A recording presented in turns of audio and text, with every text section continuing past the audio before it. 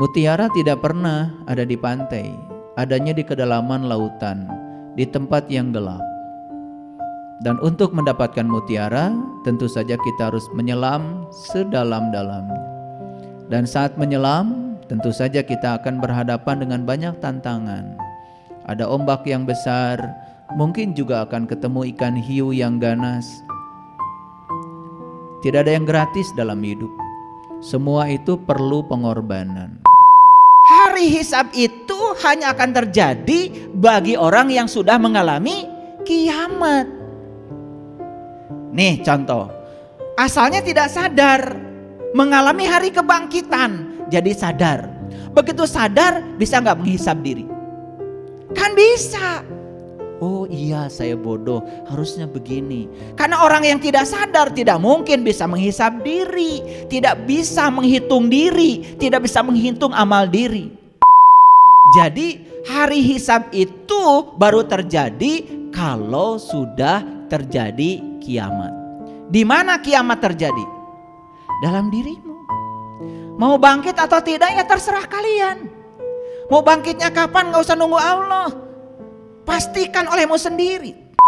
Nabi Muhammad bilang, mut anta qabla mut. Matilah kamu sebelum kamu mati. Nah, Nabi Muhammad bicara begitu, leluhur kita di Nusantara sudah bicara jauh sebelum Nabi Muhammad bicara itu. Leluhur kita di Nusantara bilangnya apa? Mati sakjeroning urip. Kita harus bisa mati sakjeroning urip, mati selagi hidup. Bacalah kitabmu, cukuplah dirimu sendiri pada saat ini sebagai penghisab terhadap dirimu. Jadi kita bisa menghisab diri kita kapan? Di sini saat ini sekarang.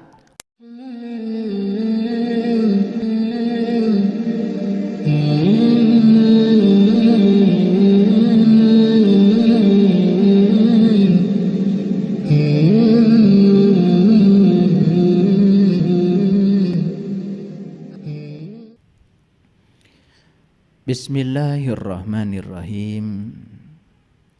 Assalamualaikum warahmatullahi wabarakatuh.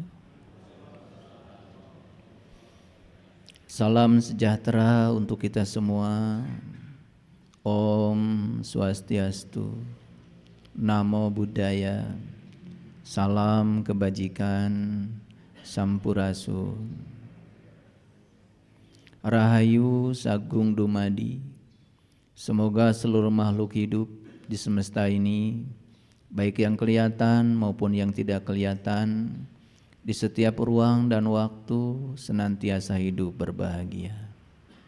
Semoga kita semua selalu dimampukan untuk menjadi pembahagia bagi semua makhluk, baik yang kelihatan maupun yang tidak kelihatan.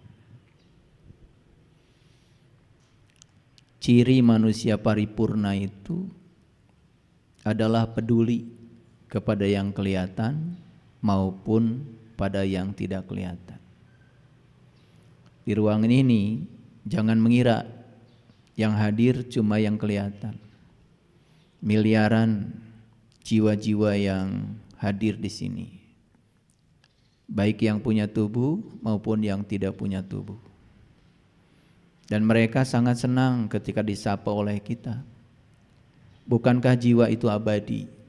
Bukankah jiwa itu tidak pernah mati? Jangan-jangan di sekitar sini leluhur-leluhur kita juga hadir. Dan kalau mereka disapa oleh kita, mereka juga akan sangat senang. Berarti kita tahu akan purwadaksinya, tahu asal muasal diri kita. Aku bersaksi bahwa aku tidak ada kalau tidak ada leluhur-leluhurku. Dan aku bersaksi bahwa leluhur-leluhurku adalah utusan semesta untuk kelahiranku. Mungkin saja ibu dan ayah kita sudah tidak ada bersama kita lagi, tetapi mereka jasanya tidak akan pernah hilang, karena mereka telah menjadi marga lantaran kita ada di sini. Oleh karena itu sadar bahwa sebetulnya di sekitar kita ada makhluk yang kelihatan, ada makhluk yang tidak kelihatan. Tidak ada salahnya Walaupun rumah kita kosong, tidak ada penghuninya, begitu sampai di rumah ucapkan salam. Dan kita memberikan salam bukan hanya untuk yang kelihatan, termasuk juga yang tidak kelihatan. Belajar memberikan penghormatan kepada semua makhluk. Oleh karena itu, hari ini saya akan mengajak kita untuk memasuki lautan terdalam, menyelam sedalam-dalamnya, karena mutiara tidak pernah ada di pinggir pantai. Di pinggir pantai itu cuma ada cangkang kerang, dan cangkang itu berbahaya. Keinjak saja cangkang membuat kaki kita berdarah-darah. Mutiara tidak pernah ada di pantai, adanya di kedalaman lautan, di tempat yang gelap. Dan untuk mendapatkan mutiara, tentu saja kita harus menyelam sedalam-dalamnya. Dan saat menyelam, tentu saja kita akan berhadapan dengan banyak tantangan. Ada ombak yang besar, mungkin juga akan ketemu ikan hiu yang ganas. Tidak ada yang gratis dalam hidup. Semua itu perlu pengorbanan. Orang yang belajar spiritual tetapi culas, ingin mendapatkan sebanyak-banyaknya tetapi dia tidak mau berkorban, maka orang itu sudah melanggar hukum alam. Karena di alam ini berlaku hukum kekekalan energi. Begitu ada energi yang hilang, maka ada energi yang datang. Itu namanya kekekalan energi. Dan itu berlaku di semesta. Dan beruntung orang-orang yang punya kesadaran seperti ini. Saat Allah menutup satu pintu bagi dia, dia percaya bahwa Allah sedang membukakan pintu lain yang lebih bagus. Sehingga dia tidak pernah protes kepada Allah. Orang yang berkesadaran tidak pernah mengatakan, Tuhan, mengapa ini terjadi pada diriku? Tetapi Tuhan, ajarkan di balik peristiwa ini pesan apa yang hendak Engkau sampaikan padaku. Dan kalau kita bisa menangkap pesan di balik itu, baik peristiwanya dikehendaki atau tidak dikehendaki, kita sudah sukses. Dan mengukur kesuksesan bukan dengan apa yang kita dapat atau apa yang hilang dari kita. Bagi orang yang berkesadaran, peristiwa itu kehilangan atau peristiwa itu mendapatkan, yang paling penting bagi dia, dia selalu mendapatkan pesan di balik kedua peristiwa itu. Itu orang yang tidak akan pernah rugi dalam hidup ini. Orang yang rugi itu adalah orang yang selalu terjebak benar salah, baik buruk, hanya berdasarkan penilaian pribadinya sendiri. Yang namanya penilaian sangat bergantung kepada berapa luas pengetahuan kita. Betul? Bayangkan orang yang tidak punya pengetahuan menghakimi, yang tidak punya pengetahuan menilai. Dan yang lucu, banyak sekali orang yang pengetahuannya rendah, cuman karena di masyarakat dituakan karena ketuaan umurnya, tiba-tiba menjadi hakim. Kan lucu kalau begitu. Oleh karena itu, sadar setiap saat kita mengucapkan kalimat Maliki Yaumiddin. Hanya Allah yang berhak menghukum, hanya Allah yang berhak menilai, hanya Allah yang berhak menghakimi. Kita-kita seperti ini, apa haknya? Oleh karena itu saya mengajak, mari kita menyelam ke dalam. Karena di dalam diri kita itu ada lautan yang terdalam, dan di situ sudah disediakan begitu banyak mutiara kehidupan yang harus kita ambil. Penuhi tangan kiri kanan kita dengan mutiara yang indah, maka hidup kita akan menjadi indah. Oleh karena itu mari kita bersyukur hari ini kita telah dimampukan untuk berada di ruangan ini. Allah menyatakan dalam Al-Quran, Mayyahdillahu fahuwal muhtadi wa mayyudlil falan tajidalahu waliyan mursidan. Barang siapa yang tidak dikehendaki Allah dapat petunjuk, sampai kapanpun tidak akan bertemu dengan seorang penunjuk jalan. Tetapi barang siapa yang dikehendaki Allah dapat petunjuk, maka akan dihadirkan oleh Allah seorang penunjuk jalan. Itu yang dalam Quran disebut waliyan mursyidan. Wali itu teman. Mursyid itu artinya orang yang cerdas. Teman yang mencerdaskan kita. Kita tuh butuh teman yang mencerdaskan. Teman yang menginspirasi. Sehingga kecerdasan yang ada pada diri kita itu bangkit. Saya tidak berbicara intelektualitas. Itu di universitas. Saya berbicara kecerdasan. Kecerdasan itu adalah intelijensia, yaitu sesuatu yang melampaui pikiran biasa. Makanya ada pikiran, ada kesadaran, berbeda. Kecerdasan adanya bukan di pikiran, tapi kecerdasan adanya di kesadaran. Oleh karena itu banyak orang yang pintar di sekolah tetapi tidak sadar karena dia tidak cerdas, tapi pintar karena mampu mengoleksi sejumlah pengetahuan di otaknya. Dan kalau pengetahuan itu hanya sebatas koleksi di otak kita, itu tidak ada artinya. Dan pengetahuan yang belum menjadi amalan, itu tidak disebut ilmu. Kita butuh ilmu, bukan butuh pengetahuan. Yaitu pengetahuan yang sudah menjadi pengalaman kita. Sedikit pengetahuannya, tapi itu sudah dirasakan, dialami. Jauh lebih bagus daripada banyak pengetahuan hanya koleksi. Oleh karena itu para leluhur kita selalu mengatakan malam yazuk lam ya'rif. Yang tidak mengalami tidak akan paham. Paham itu bukan apa kata orang. Paham itu bukan apa kata kitab. Paham itu bukan apa kata buku. Tapi paham itu karena kita mengalami sendiri. Paham kepada Allah karena sudah mengalami Allah. Paham syahadat kita karena kita sudah merasakan syahadat yang sejati. Paham tuh begitu. Bahkan paham itu tidak ada kata-katanya. Paham itu adalah rasa. Dan rasa tidak perlu dijelaskan. Oleh karena itu saya tidak pernah menjelaskan pengalaman rasa. Karena rasa tidak bisa dijelaskan. Rasa kopi tidak bisa dijelaskan. Rasa teh tidak bisa dijelaskan. Bahkan rasa gula yang namanya manis tidak bisa dijelaskan. Tidak ada ibu-ibu yang datang ke warung beli manis. Pasti beli gula toh. Tidak ada ibu-ibu beli ke warung beli asin. Pasti beli garam toh. Karena manis ada di gula. Manis itu sifat, gula itu zat. Dan sifat dengan zat tidak bisa dipisahkan. Saya butuh asin, bukan butuh garam. Mau cari kemana? Karena asin tinggal dalam garam. Sifat dan zat tidak bisa dipisahkan. Kalau ingin dapat sifat, ya kita harus tahu zat. Kalau kita ingin belajar sifat-sifat Allah, jangan belajar sifat 20 yang di buku. Kalian cuma pintar bicara.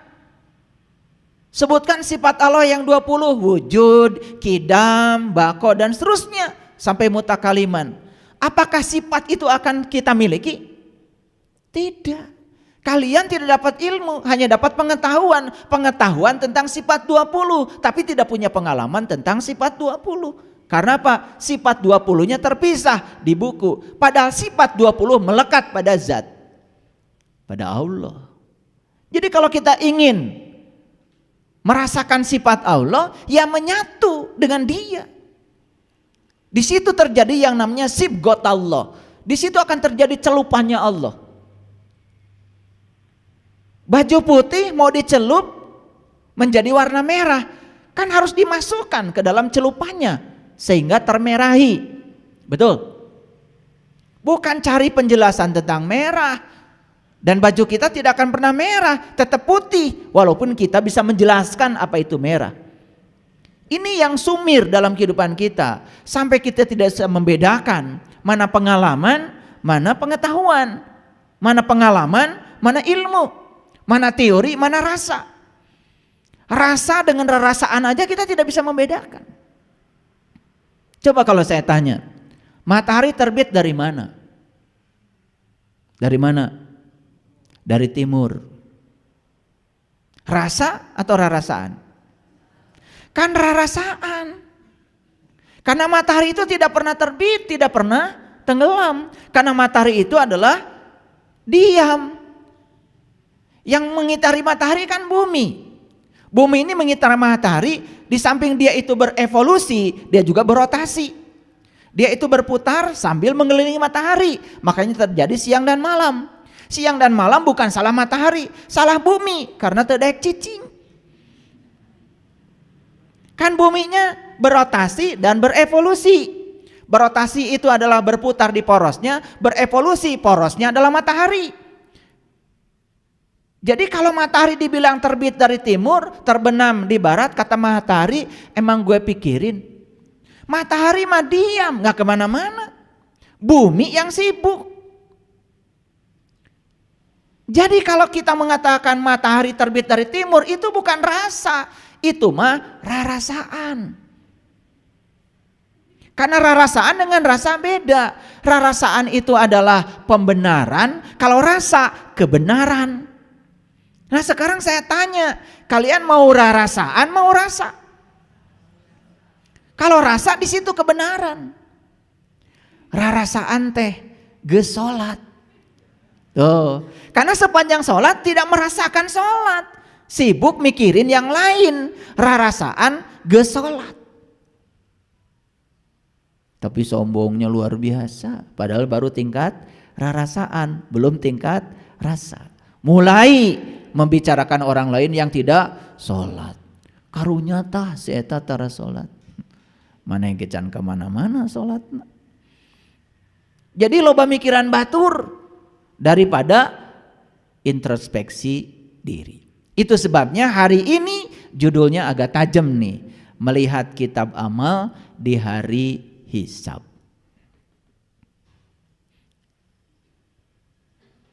Amal siapa? Ya amal pribadi kita. Siapa yang boleh melihat? Ya diri kita. Dan satu-satunya yang bisa melihat kitab amal kita hanya diri kita. Orang lain tidak akan bisa melihat. Karena orang lain tidak akan pernah bisa memasuki diri kita. Diri kita pun tidak pernah bisa memasuki diri orang lain. Kita hanya bisa memasuki diri kita pribadi. Kalau saya berbicara hari hisab, yang terpikir apa? Selalu saja nanti. Betul? Hari hisab itu datangnya nanti setelah hari kiamat. Itu kalimat benar apa salah? Hari hisab itu nanti datangnya setelah hari kiamat. Itu kalimat benar apa salah? Gak berani. Bisa benar, bisa salah. Tergantung pemahaman tentang apa itu kiamat, apa itu hisab. Kalau berbicara kiamat, pasti otak kita selalu berbicara hancurnya alam semesta. Saya juga tidak mengerti kenapa begitu. Karena qiyam itu kan artinya bangkit. Qiyamul lail, bangkit tengah malam. Kiamat itu kok bangkit? Kenapa jadi hancur? Hari kiamat itu adalah hari kebangkitan. Nah sekarang pertanyaannya, siapa yang harus bangkit? Tentu saja mereka yang jatuh, bukan? Betul? Yang bangkit itu yang jatuh. Yang harus bangkit mereka yang masih tidur. Yang harus bangkit mereka yang masih lupa. Yang harus bangkit mereka yang masih gelap. Yang harus bangkit mereka yang masih sempit. Yang harus bangkit yang mereka pikirannya masih tertutup. Itu yang harus bangkit. Nah sebelum saya lanjutkan, saya tanya dulu. Apakah kita hari ini masih kegelapan? Masih? Ya bangkit supaya terang. Apakah hari ini kita masih bodoh? Ya bangkit supaya cerdas. Apakah hari ini ekonomi kita masih terpuruk? Teboga duit? Ya bangkit supaya rezekinya berlimpah. Tahu bangkit? Bangkit itu kita berpindah dari satu keadaan pada keadaan yang lebih baik. Itu bangkit. Jadi hari kiamat itu hari kebangkitan. Ya terserah bangkit dari apa saja. Terutama di Quran hari kiamat itu cerita tentang kebangkitan kesadaran. Siapa yang harus bangkit kesadarannya? Siapa? Yang belum sadar. Paham? Ini masih bicara bahasa dulu supaya jelas. Nah, makanya hari kiamat dulu baru datang hari hisab. Hisab itu bahasa Arab, artinya berhitung. Hisab itu berhitung. Makanya untuk menentukan akhir Ramadan atau awal Ramadan pada sibuk tuh. Ada yang pakai ru'yat, melihat langsung, ada yang pakai hisab, hisab dihitung. Kalau ru'yat dilihat langsung, pakai teleskop. Bulan di mana? Sudah nongol belum? Kalau berkabut, langitnya ya nggak bisa dilihat. Tapi kalau tidak bisa dilihat, gunakan alternatif yang kedua, hisab. Hisab itu artinya berhitung. Ini bahasa dulu supaya ngerti. Kadang-kadang kita suka membicarakan sesuatu tapi nggak ngerti. Coba kalau saya tanya, tahu nggak tobat? Apa? Tuh, kan ngarang. Tobat jadi minta ampun, tobat jadi menangis. Kan lucu. Padahal tobat itu bahasa Arab dari kata taba, yatubu, taubatan. Tobat itu artinya kembali. Jadi nggak ada tobat itu minta ampun, tobat itu artinya kembali. Nih, HP saya di sini, saya pindahkan ke sini. Pindah kan? Saya kembalikan ke sini, itu namanya tobat. Kita asalnya kenal kepada Allah. Karena kita sibuk dengan urusan-urusan yang selain Allah, jadi lupa kepada Allah. Sok balik kepada Allah, itu tobat namanya. Makanya kalau sudah kembali kepada Allah, pasti diampunkan. Ampunan itu adalah akibat dari tobat. Tapi prakteknya sering salah. Kamu bertobat ya? Saya dulu waktu diajarkan ngaji di pesantren, ketika disuruh kamu bertobat, saya diam aja, nanya, kumaha carana? Gitu kan saya nanya dulu. Karena saya takut disuruh bertobat, malah persepsi saya. Ngerti gak maksud saya? Lah, baca istighfar 1000 kali. Dan selama ini kalau orang tobat pasti baca istighfar kan? Padahal tobat itu hanya balik, kembali kamu pada jati dirimu. Itu istighfar yang sebenarnya. Jadi istighfar itu bukan ucapan lagi, tetapi perilaku, pengalaman spiritual. Maka Allah di Quran mengatakan, Inna fatahna laka fatham mubina liyaghfira laka Allah ma taqaddama min dambik wa ma ta'akhkhar. Barang siapa yang hari ini terbuka kembali pintu kolbunya, maka aku ampunkan dosa yang telah lalu dan dosa yang akan datang. Kita itu asalnya terbuka mata kolbunya kepada Allah. Karena saat itu ditanya oleh Allah, Alastu birabbikum, apakah aku ini Tuhanmu? Saat itu kalian bisa menjawab, qalu bala syahidna. Bisa menjawab, ya aku menyaksikan. Tapi kenapa sekarang kita tidak bisa menjawab? Maka tobat, kembali pada jati dirimu, kembali kenali Tuhanmu, itu tobat. Makanya orang yang tobat pasti akan terbuka mata kolbunya. Dan orang yang terbuka mata kolbunya diampunkan dosa yang lalu, bahkan yang akan datang. Itu kata Allah, bukan kata saya. Paham sampai di sini? Ulangi dulu. Jadi hari hisab itu hanya akan terjadi bagi orang yang sudah mengalami kiamat. Nih contoh, asalnya tidak sadar, mengalami hari kebangkitan, jadi sadar. Begitu sadar bisa nggak menghisab diri? Kan bisa. Oh iya saya bodoh, harusnya begini. Karena orang yang tidak sadar tidak mungkin bisa menghisab diri, tidak bisa menghitung diri, tidak bisa menghitung amal diri. Jadi kalimat yang tadi, kiamat dulu baru hisab. Betul apa tidak? Betul kalimat itu kalau betul memahaminya. Tetapi selama ini kita memahaminya, hancur dulu alam semesta, baru kita memasuki alam katanya. Situ sudah ada timbangan kayak di posyandu. Gitu kan? Lalu ditimbang masing-masing amal baik, amal buruk. Yang banyak amal kebaikannya masuk surga, yang sedikit amal kebaikan masuk neraka.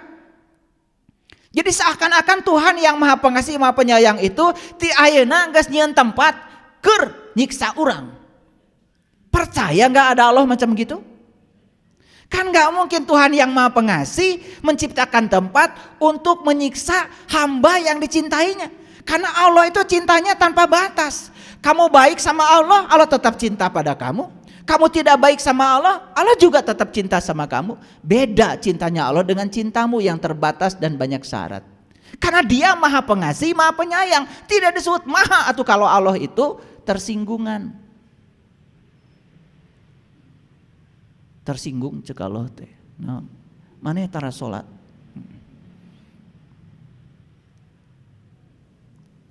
Dibelem sia di neraka. Gitu Allah. Dendaman atau Allah gitu. Kalau Allah dendaman, bagaimana Dia disebut Maha Pengasih, Maha Penyayang? Kalau yang Maha itu tidak tersentuh. Contoh sederhana deh. Saya mau nggak cerita mahal lah. Yang sederhana saja. Di depan ada orang menghidupkan sepeda motor. Orang menghidupkan sepeda motor mestinya hidup bukan? Apakah knalpot sepeda motor mengeluarkan panas? Mengeluarkan panas? Kemana panas dikeluarkan? Ke sini kan, ke atmosfer. Apakah suhu atmosfer menjadi naik dengan keluarnya panas dari satu sepeda motor? Tidak. Tidak kan? Karena terlalu kecil panas yang dikeluarkan sepeda motor dengan alam yang luas ini. Ini baru contoh yang sederhana. Alam yang luas ini tidak akan terpengaruh oleh panas yang dikeluarkan oleh satu sepeda motor. Saya punya garam 1 sendok, masukkan pada gelas. Ada airnya, dikocok. Asin kan? Kenapa?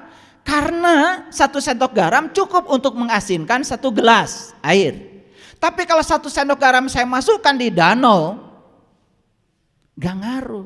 Kenapa? 1 sendok garam terlalu luas bagi danau. Nah, danau itu dapat dikatakan maha bagi 1 sendok garam. Jadi mahanya Allah itu seperti itu, tidak terpengaruh. Allah itu tidak terpengaruh. Semua beriman tidak terpengaruh pada Allah. Semua tidak beriman juga ngaruh pada Allah. Pahami atuh kalau ngomong teh jangan cuma ngomong, maha ngerti henteu. Maha itu artinya tidak terpengaruh. Allah Maha Suci, Allah mah tidak akan terkotori. Walaupun semua kita melakukan tindakan kotor, tetap Dia Maha Suci. Itu maha. Makanya kemahasuciannya mampu melarutkan seluruh kotoran yang ada dalam diri kita. Itulah Allah. Ulangi lagi kalimat yang tadi. Jadi hari hisab itu baru terjadi kalau sudah terjadi kiamat. Di mana kiamat terjadi? Dalam dirimu. Mau bangkit atau tidak ya terserah kalian. Mau bangkitnya kapan gak usah nunggu Allah. Pastikan olehmu sendiri. Lailatul Qadar yang suka diintip 10 hari bulan Ramadan itu juga disalahpahami. Lailatul Qadar itu malam ketentuan, padahal Lailatul Qadar malam yang ditentukan. Siapa yang menentukannya? Ya kalian sendiri. Tentukan mau kapan.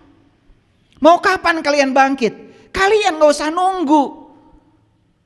Malam genap gak ke masjid, malam ganjil baru ke masjid. Kenapa? Karena dia pahami secara dangkal Lailatul Qadar mah ganjil, genap moal katanya. Sedangkan penetapan satu Syawal saja sekarang itu sudah beda. Yang ini bilang 1 Syawal itu tanggal sekian, yang ini bilang 1 Syawal tanggal sekian. Berarti ganjil dan genap. Membingungkan. Betul nggak? Iya. Rek nurutan kitu wae. Jadi nggak usah dipilih, ini 22 nggak ke masjid, 23 ke masjid, 20 nggak ke masjid, 21 ke masjid, bukan begitu cara memahaminya. Genap dan ganjil itu sudut pandang. Genap itu sudut pandangmu, benar salah, baik buruk, itu sudut pandang Allah semuanya juga benar, itu namanya kebenaran. Bagi manusia ada musibah, ada berkah. Bagi Allah nggak ada musibah, nggak ada berkah. Semua kebenaran. Apa yang terjadi kalau kita bisa mengambil pesan di baliknya? Semua kebenaran. Karena tidak ada peristiwa di semesta yang terjadi tanpa kehadirannya. Setuju dengan saya? Memandang dari sudut pandang Allah namanya witir, ganjil. Memandang dari sudut kalian namanya genap. Jadi yang dimaksud bukan tanggalnya. Witirkan sudut pandangmu, pasti Lailatul Qadar. Karena begitu diwitirkan, sudut pandang kita diganjilkan, semua dilihat dari sudut pandang Allah. Tidak ada sedih, gak ada gembira. Tidak ada senang, tidak ada susah. Yang ada cuman kedamaian. Kalau itu kehendak Allah, sudah la haula wala quwata illa billah. Ya Allah, ajarkan aku untuk menangkap pesan di balik semua itu. Gitu aja. Maka digambarkan Lailatul Qadar lebih bagus dari 1000 bulan. Bulan itu apa? Bulan itu adalah satelit bumi yang memantarkan cahaya matahari. Dan bulan tidak pernah berdiri sendiri. Kalau tidak ada matahari, tidak ada cahaya bulan. Bulan itu tidak bercahaya. Kalau matahari masuknya bintang. Bintang bercahaya dengan dirinya sendiri.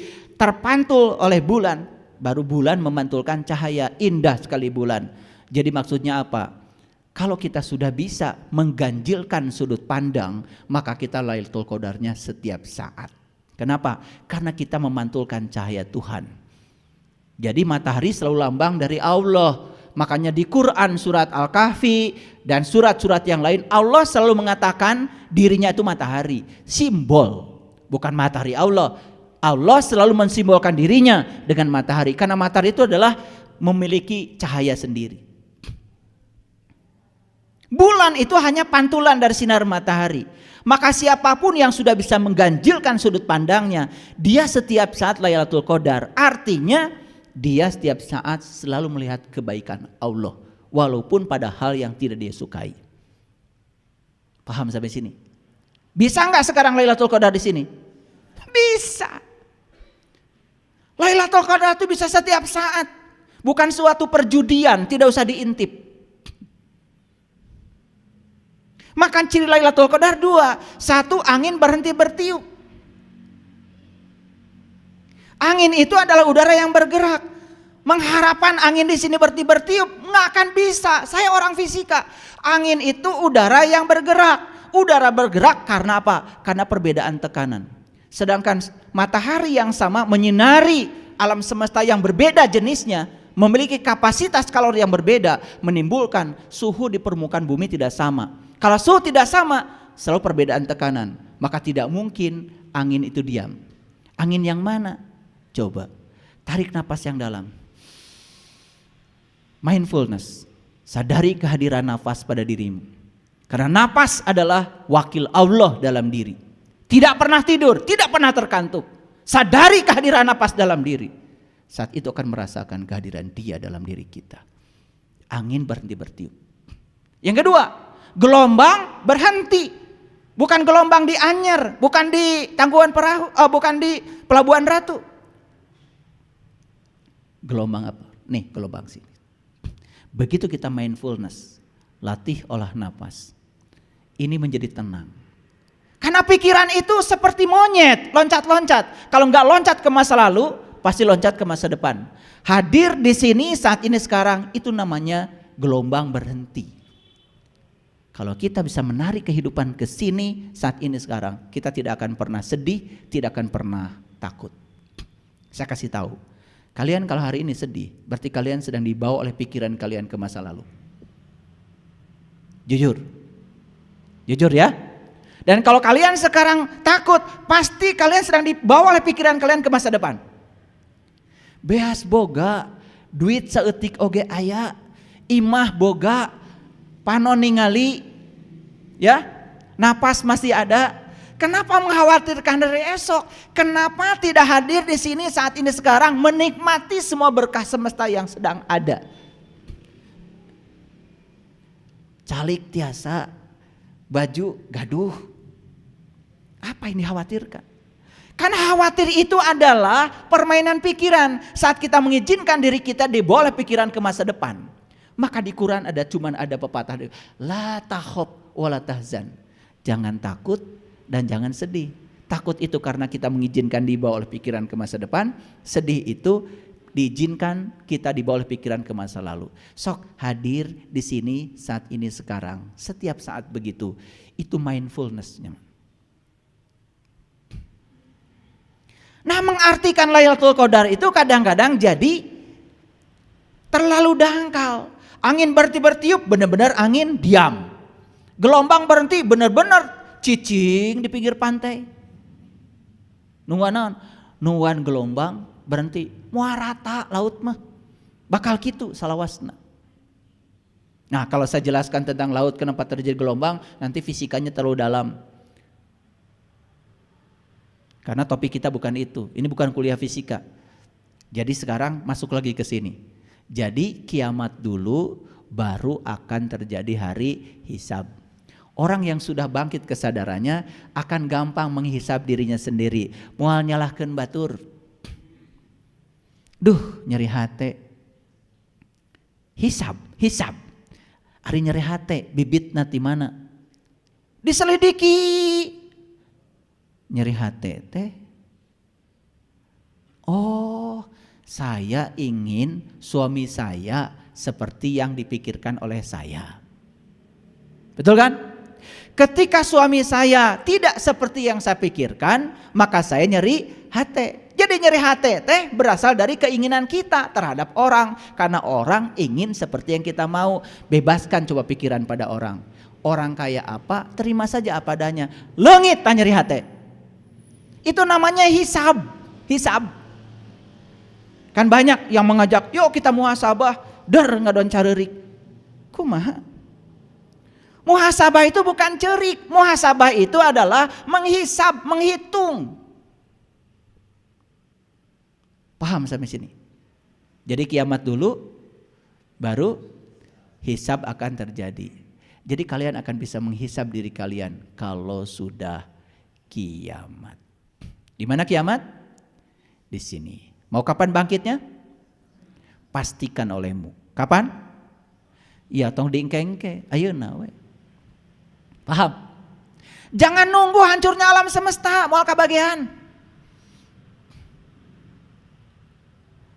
Maka NASA setiap hari ngasih publikasi, setiap hari hampir menemukan planet yang semacam bumi ini yang layak huni, yang disebut dengan super bumi, bumi super. Bahkan di galaksi Bima Sakti ini saja yang kayak bumi ini ada 250 miliar buah planet yang kayak bumi. Jadi kalau kiamat itu hancurnya alam semesta, kira-kira nu mana anu leungit? Kalau bumi ini ngaleungit tidak berpengaruh terhadap konstelasi astronomi yang begitu luas. Bahkan saya tadi pagi membaca artikel dari NASA. NASA menemukan bumi semacam bumi, mataharinya 2. Jadi mataharinya 2 istimewa. Jadi mual peting berarti caang terus. Mataharinya 2 coba bayangkan. Jadi alam semesta terlalu luas untuk dideskripsikan. Bayangkan, yang kayak galaksi Bima Sakti ini miliaran. Sedangkan galaksi Bima Sakti saja kita belum menjelajahinya. Betul? Boro-boro galaksi Bima Sakti, luasnya dunia bumi yang debu kecil terapung-apung di semesta raya, sampai hari ini kita belum menjelajahinya. Betul nggak? Ada yang sudah ke Eropa? Belum. Amerika? Belum. Australia? Belum. Eta teh dunia keneh. Hayo we. Bisa riwangi. Teu ka mana-mana. Betul? Tuh, bumi saja kalau dijelajahi, jangankan negeri lain, Indonesia saja. Saya tanya, siapa yang sudah menjelajahi 34 provinsi? Tuh, kan gideg sadayana. Ya, ini dunia baru Indonesia, betul nggak? Luar biasa. Baik, sampai sini ngerti. Jadi apa dulu? Kiamat dulu, baru hisab akan terjadi. Kita hanya akan bisa menghisab diri kita kalau sudah sadar. Kalau sudah bangkit dari kesadaran. Orang-orang yang belum bangkit dari kesadarannya, moal bisa ngehisab diri. Nu aya menyalahkan batur. Paham? Oke, lanjut dulu. Nah, sekarang pakai ayat sedikit. Jadi ini cerita, kan cerita pada umumnya. Kalau cerita kiamat, Pasti hancurnya alam semesta. Sekarang sudah tahu kiamat? Sudah. Alam semesta ini hancur nggak apa-apa, karena memang tidak akan ada yang abadi. Nggak usah dipikirin yang itu. Baik, sekarang kita fokus saja pada hari kebangkitan diri kita sendiri. Itu lebih bermanfaat daripada nunggu kiamat hancurnya alam semesta. Setuju dengan saya? Oke, lanjut. Makanya kata-kata umum seperti ini, kiamat dulu, baru dibangkitkan, baru hisab, baru surga, baru neraka. Apakah ini salah? Tidak salah kalau pemahamannya benar. Yuk lihat saya. Kiamat dulu, bangkit dulu dari kesadaran. Dari ketidaksadaran jadi sadar. Setelah bangkit baru bisa menghisab, mengevaluasi diri, menghitung diri. Setelah menghisab pasti ada feedbacknya. Setelah ini saya mau apa? Masa setelah hisab tidak ada apa-apa? Betul nggak? Maka berikutnya apa? Saya mau tinggal di surga atau di neraka? Ya terserah saya. Maka di Quran dikatakan surga dan neraka itu adalah tempat di mana bumi dan langit masih ada. Bahkan di Quran dikatakan surga dan neraka itu adalah tempat di mana kamu masih bernafas. Itu dinyatakan dalam Quran surat Hud ayat 106 sampai 108. Yuk sekarang kita lihat. Pernah kita terbakar marah oleh orang lain? Ada orang marah sama kita, berarti dia sedang dibakar api neraka.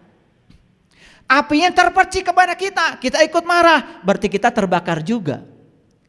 Pernah atau sering? Tuh. Jadi neraka itu sudah kerasa sama kita. Terasa nggak kalau marah seperti apa enaknya? Gak enak kan? Makanya orang marah itu paling jelek di dunia. Mata melotot, mulut. Betul? Iya. Kata-kata yang keluar juga menjijikkan. Iya. Kebun binatang pada keluar. Napas pendek. Betul nggak? Jantung bergetar. Coba apa enaknya? Apa kita masih tidak yakin kalau itu neraka? Kita terpancing marah oleh kemarahan orang lain, kita sudah menciptakan neraka bagi kita sendiri. Apa bisa neraka dirubah jadi surga? Bisa. Caranya gimana? Pandang orang lain itu sebagai guru kita. Pandang dia sebagai mitra kita.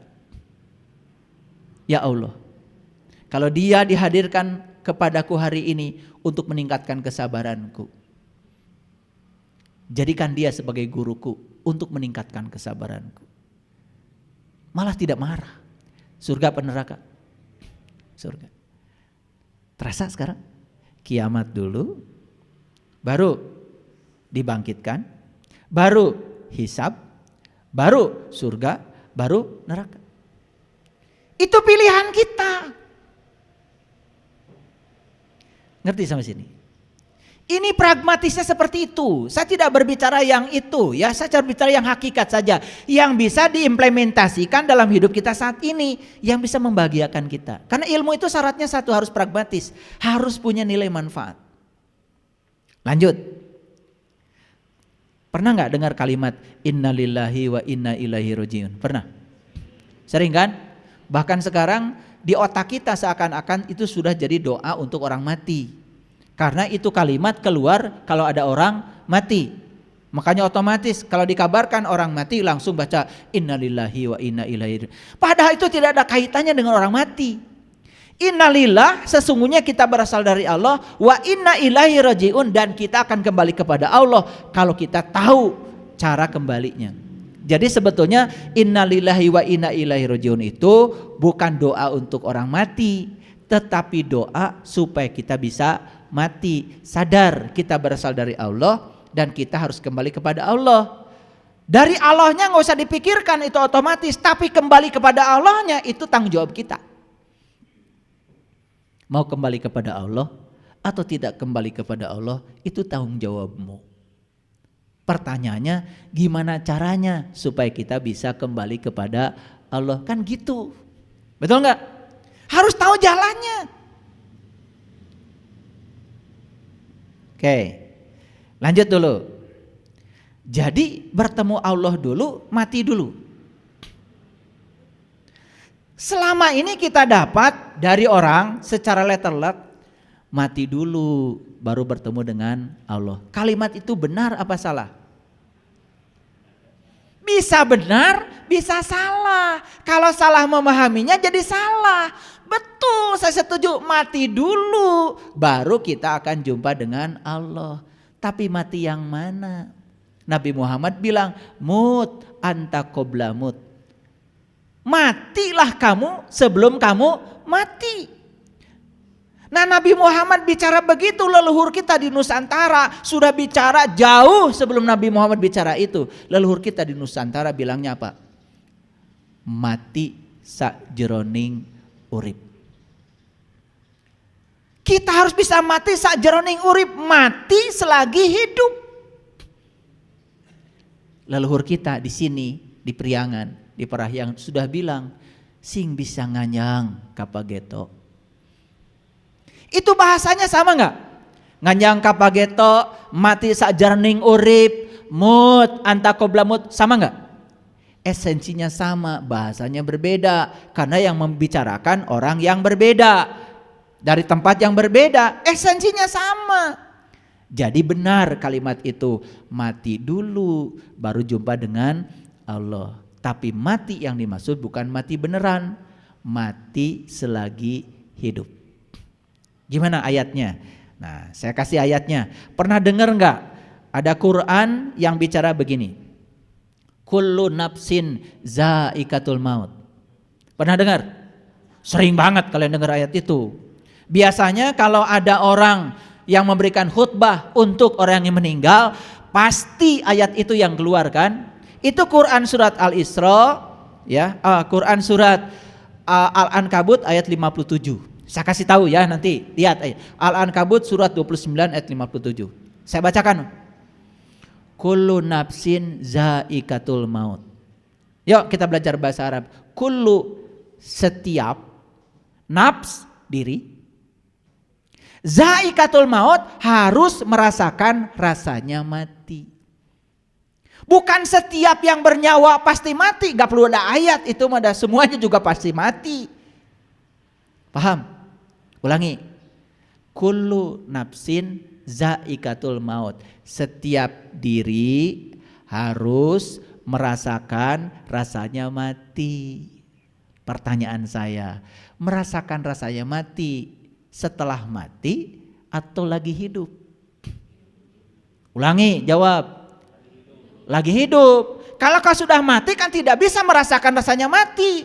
Merasakan rasanya mati berarti masih hidup. Jadi ayat ini menguatkan kata-kata Nabi yang tadi, mut anta qabla mut. Menguatkan kata leluhur kita, mati sajroning urip. Menguatkan kata-kata leluhur kita, nganjang kapageto. Diperkuat oleh Quran, kullu nafsin zaikatul maut. Ulangi, setiap diri harus merasakan rasanya mati. Kapan merasanya rasa mati? Selagi hidup. Berarti itu adalah mati selagi hidup. Sekarang saya tanya lagi, pintar enggak? Orang mati mendengar tidak? Tidak. Orang mati bicara tidak? Tidak. Orang mati bernapas tidak? Tidak. Orang mati melihat tidak? Tidak. Ada berapa tuh yang mati? Ada berapa? Tidak mendengar. Ayo perhatikan saya, ini ilmu mahal. Tidak mendengar, tidak melihat, tidak bernafas, tidak bicara. Setuju? Itu orang mati. Waktu kita di rahim ibu, waktu ada di alam mas kumambang, berenang dalam lautan ketuban. Mendengar gak kita? Tidak, disumbat sama ketuban. Melihat kita? Tidak, disumbat oleh ketuban. Bernapas kita? Tidak, disumbat oleh ketuban. Bicara kita? Tidak, disumbat oleh ketuban. Berarti saat kita di rahim ibu, mati apa hidup? Mati tetapi hidup. Itu yang namanya mati sajroning urip. Jadi sebetulnya saat kita di rahim ibu, kita pun sudah mengalami mati sajroning urip itu. Cuman kita gak sadar. Paham sampai sini? Waktu kita mengalami mati sajroning urip di rahim ibu, kita ditanya oleh Allah, aku ini Tuhanmu. Bisa jawab gak kita? Bisa. Berarti saat kita tidak mendengar, tidak melihat, tidak merapas, tidak bicara, berarti ada yang melihat dalam diri kita. Itu yang disebut dengan basyirah. Maka Quran mengatakan laqad ja'akum basyairum mir rabbikum. Sesungguhnya pada diri kalian semua sudah aku kasih basyirah. Itu penglihatan kolbu. Waman absyara falinafsi. Siapa yang bisa menggunakan penglihatan itu, maka dia akan beruntung kehidupannya. Waman amiya fa'alaiha. Dan siapa yang sampai hari ini tidak bisa menggunakan penglihatan itu, rugi bagi dirinya sendiri. Quran. Sampai sini mengerti? Oke. Kalau sudah mengerti, saya lanjutkan. Jadi kalau begitu, ya, mati dulu. Mati dulu baru jumpa dengan Allah. Masuk akal? Mati dulu baru jumpa dengan Allah. Nah, selama ini kita mengartikannya keliru. Karena mati yang dimaksud adalah mati beneran. Sehingga di kehidupan ini kita semua jadi lalai. Padahal ayatnya jelas. Saya bacakan ayatnya ya. Ini nanti lihat di rumah, Quran surat Al-Isra surat 17 ayat 72. Bahasa Qurannya begini, saya bacakan bahasa Arabnya. Wa man kana fi hadi a'ma wa huwa fil akhirati a'ma wa adallu sabila. Barang siapa yang buta penglihatan kolbunya di dunia, maka dia akan buta penglihatan kolbunya di akhirat dan jalannya jadi sesat. Wa adallu sabila. Tahu artinya buta? Tahu apa buta? Tidak melihat. Jadi artinya siapa yang tidak melihat di dunia, maka dia tidak akan melihat di akhirat. Sedangkan basyirah itu cuma untuk satu penglihatan, untuk menyaksikan jati diri kita sendiri. Jadi siapa yang tidak menyaksikan jati dirinya di dunia, dia tidak akan bisa menyaksikan jati dirinya di akhirat. Siapa jati diri kita? Bukankah jati diri kita adalah ruhku yang Allah tiupkan ke dalam diri kita? Allah tidak pernah meniupkan ruhmu, tapi Allah hanya meniupkan ruhku. Fa iza sawaituhu wa nafakhtu fihi mir ruhi faqa'u lahu sajidin. Ketika aku sudah selesai menciptakan tubuhmu, aku tiupkan ruhku. Jadi yang ditiupkan Allah, ruh siapa? Ruh Allah, enggak ada ruh kamu. Jadi siapa jati dirimu? Ya ruhku. Itu harus dikenali. Maka siapa yang kenal dirinya, maka dia akan kenal Tuhannya. Ini dilalaworakeun. Ini dianggap sepele. Padahal tidak ada yang lebih pasti dari kematian. Maka di Quran surat Al-Waqiah ayat 83, 84, 85, 86 dikatakan falaula iza balagatil hulkum. Ketika nyawamu sampai di kerongkongan, wa antum hina idin tangdurun. Antum, kalian semua harus melihat. Wa nahnu akrab ilahi minkum. Aku selalu bersamamu, bahkan dekat bersamamu. Walaki la tubsirun. Kunaon atau maraneh teh teu bisa ningali.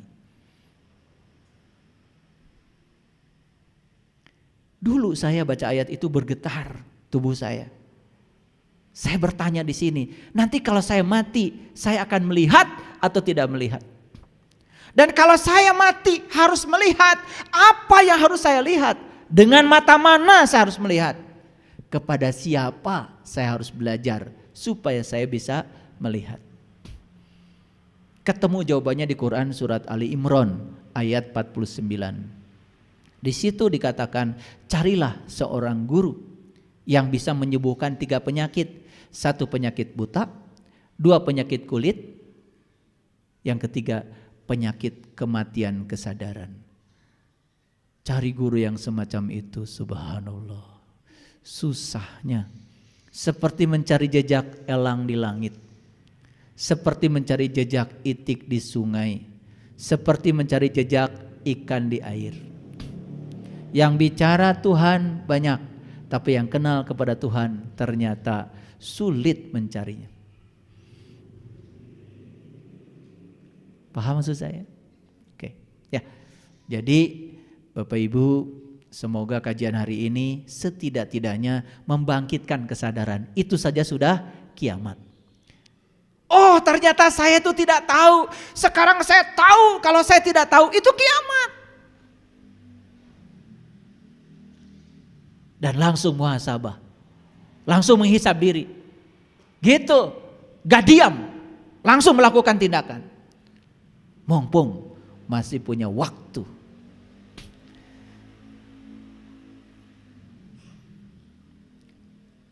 Jadi orang mati itu apa yang mati tadi? 1, penglihatan. 2, pendengaran. 3, pernapasan. 4, pembicaraan.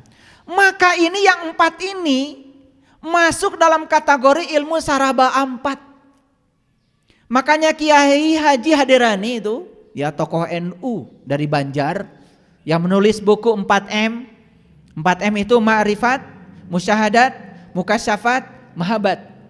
Itu ditulis oleh Kiai Haji Hadirani. Itu tokoh NU itu. Luar biasa itu ilmunya. Saya ketemu buku itu dulu di pasar. Di emperan itu. Begitu saya beli, ya Allah, itu buku harganya 17.000. Dan angkanya juga luar biasa, 17.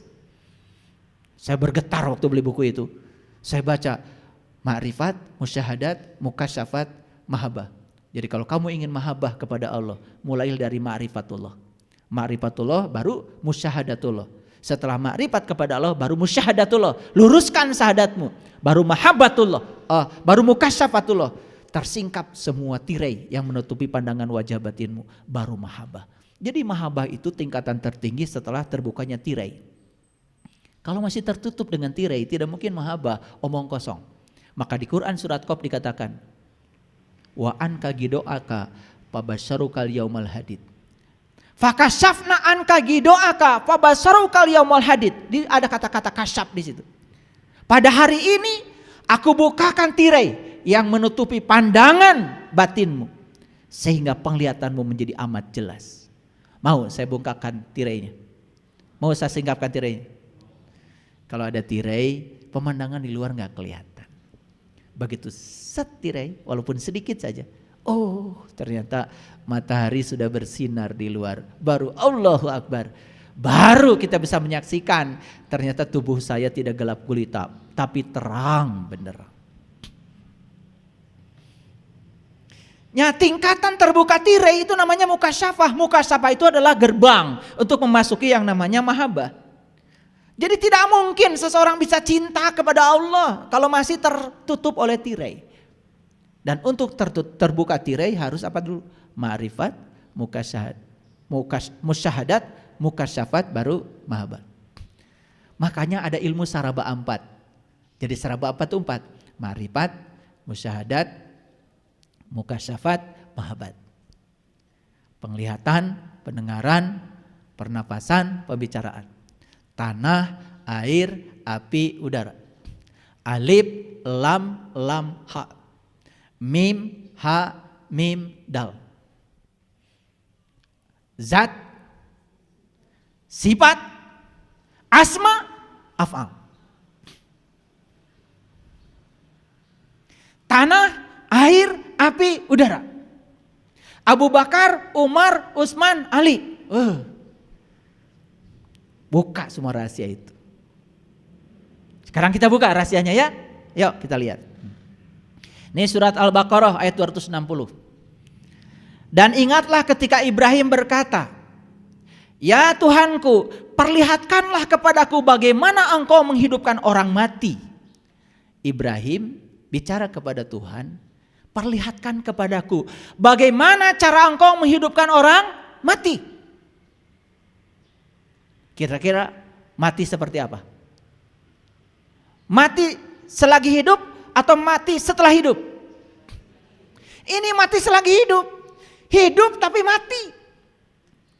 Rasul itu tugasnya menghidupkan orang yang mati selagi hidup, bukan yang sudah mati setelah hidup. Gawe atau Rasul teh geus paraeh dihirupkeun deui. Rasul itu tugasnya menghidupkan orang yang mati padahal hidup. Makanya kata Nabi, banyak orang yang mengaku dirinya hidup padahal mati. Mati apanya?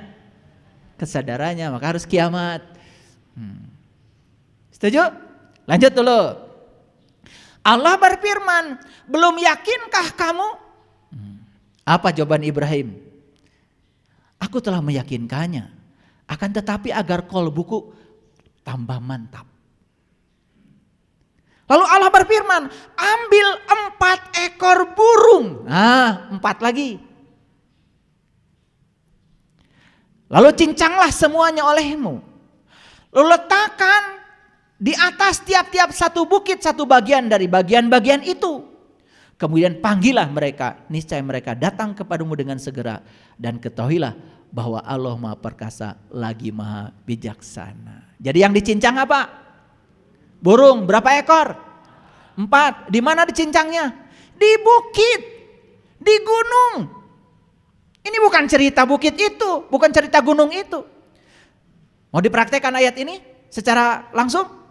Kalian bawa burung ke gunung, cincang 4, terus panggil. Hirup moal eta manuk. Ini ayat simbolik. Mana gunung? Gunung itu gunung bagian tertinggi dari diri kita. Maka gunung adanya di sini. Saya tanya sekarang, penglihatan di mana adanya? Di gunung. Pendengaran di mana? Di gunung. Pernapasan di mana? Di gunung. Pembicaraan di mana?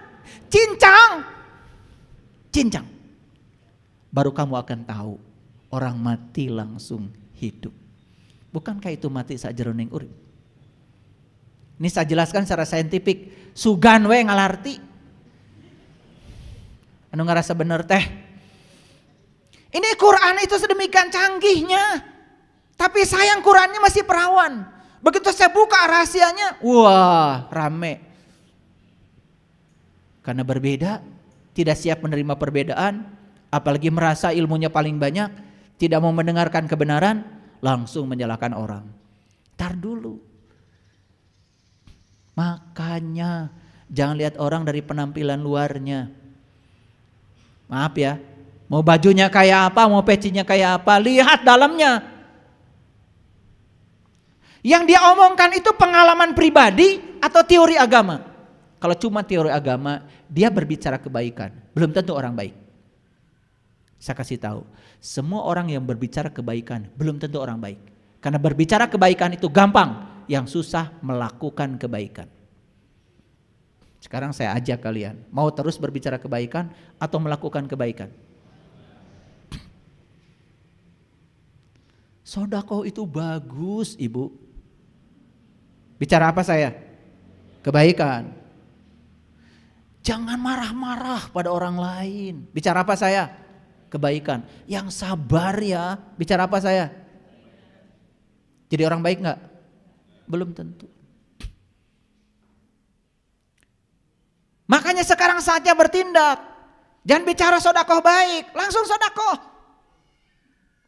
Jangan bicara memberi itu baik, langsung merek. Contohan kemana?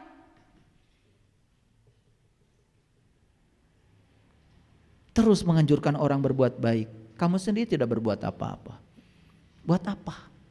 Sekali lagi, jangan terpedaya oleh orang yang berbicara kebaikan. Karena itu belum tentu baik. Tapi yang melakukan kebaikan sudah pasti baik. Setuju dengan saya? Ini out of the box, ada loncatan. Ada loncatan di sini. Jadi Nabi Ibrahim diajarkan oleh Allah cara menghidupkan orang mati, bukan? Apa yang dicincang tadi? Berapa ekor? Di mana cincangnya? Sini. Jadi nggak orang mati hidup? Jadi dia mengalami kebangkitan. Keren Quran. Lebih keren lagi kalau kalian sudah mengalami ayat ini. Sekarang masih teori. Alami ayat ini, alami dulu. Saya tuh sering menangis malam, bukan menangis gak punya uang. Bukan menangis apa-apa. Maaf ya, saya sudah sampai pada titik di mana saya sudah tidak susah. Ada uang saya tidak susah. Gak punya uang tidak susah. Hasbi Allah. Yang saya tangisi satu. Saya kalau baca Quran seperti ini, saya itu ingat sama kalian. Ingat. Kenapa surat ini gak sampai pada kalian? Kenapa pesan surat ini gak sampai pada kalian? Kenapa kalian hanya sibuk membacakan, membetulkan bacaan terus? Kenapa itu? Kenapa isinya tidak tertarik kalian? Kenapa? Quran. Saya tuh nangis setiap malam, menangisi. Makanya benar kata Rasulullah, nanti umatku seperti buih di lautan, banyak. Tetapi tidak berguna. Maaf, saya bukan anti baca Quran yang mahrajnya hurufnya, itu juga bagus. Sebagai orang yang beragama, bagi menganut agama Islam, ya tentu saya harus kenal tata cara baca Al-Quran, harus kenal. Tetapi itu belum cukup. Itu baru cara membaca, belum masuk menyentuh isinya, hudannya belum nyampe pada kita, belum nyampe. Coba baca surat Al-Baqarah 260 saja, saya merinding menangis. Ternyata leluhur kita di sini di Nusantara dengan Nabi Muhammad, dengan semua Nabi semua Rasul, ajarannya sama, menyampaikan hal yang sama. Apa itu? Cara untuk mengenal jati diri kita. Karena itu kunci awal. Maka Nabi Muhammad mengatakan awaluddin ma'rifatullah. Awaluddin ma'rifatullah. Awalnya agama mengenal Tuhan. Paham sampai di sini? Kira-kira ayat ini kalau dibaca sendiri oleh kalian ngerti nggak? Terus dipraktekan. Pergi ke gunung bawa burung 4, cincang langsung. Golerkeun itu gunung teh, geroan. Hei manuk hirup, hirup mah.